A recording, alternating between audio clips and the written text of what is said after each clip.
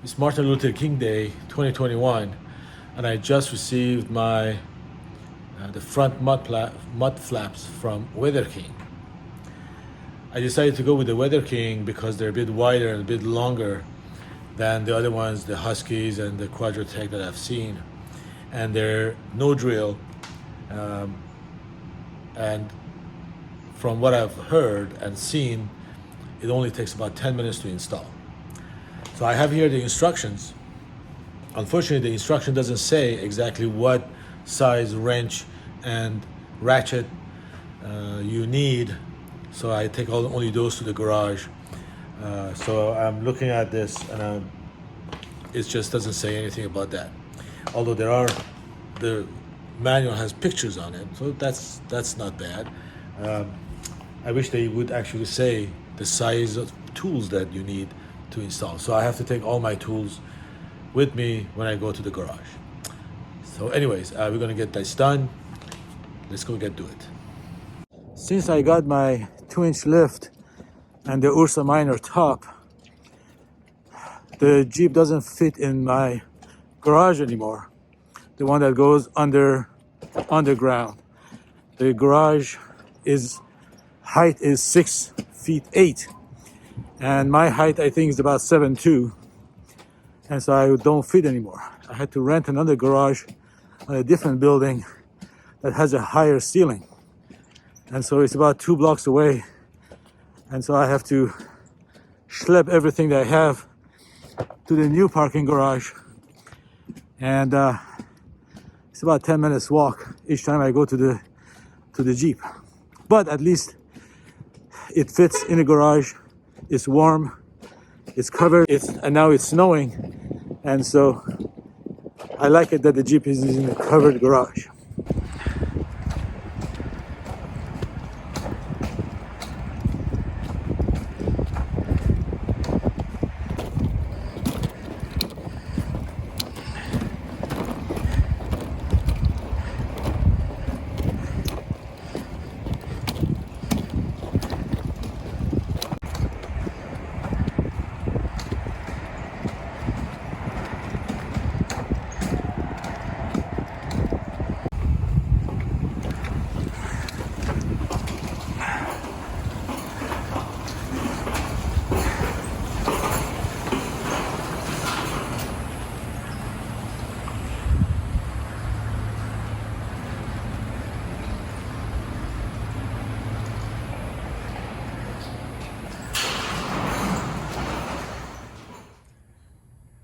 So according to the instructions, I have to take this one out, this one out.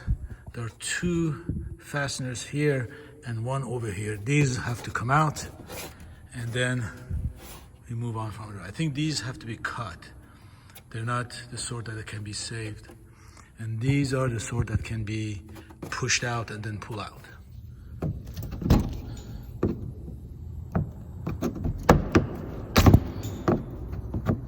Okay, I think I may have to put down the video so I can do this. Okay, it took some doing, but these things are out and we can proceed. So this is out, these are out, and these are out. So then you have these little clips that you place in the fender, which I think then this will screw. So this is really stupid. You gotta put these things over here, but the trouble is that this screw, it just doesn't reach. I've been trying, it's just not getting any close. It doesn't reach. It's too short. So it is what it is, but it's holding, and so hopefully it will be there. I don't know. WeatherTech I've dealt with the WeatherTech before, and they usually have good products. But in this instance, I think they've completely missed the mark. The screws are all different sizes. These are smaller size. I had to use my adjustable wrench to wrench them. Actually, this one, I had one, but these two are totally way too small. No reason to make it. And then this guy is a Phillips. These two are way too small. This is another size. And then there is a fastener. It's like they just decided to use 4 different fasteners just for the hell of it. It's stupid. I wouldn't buy this again.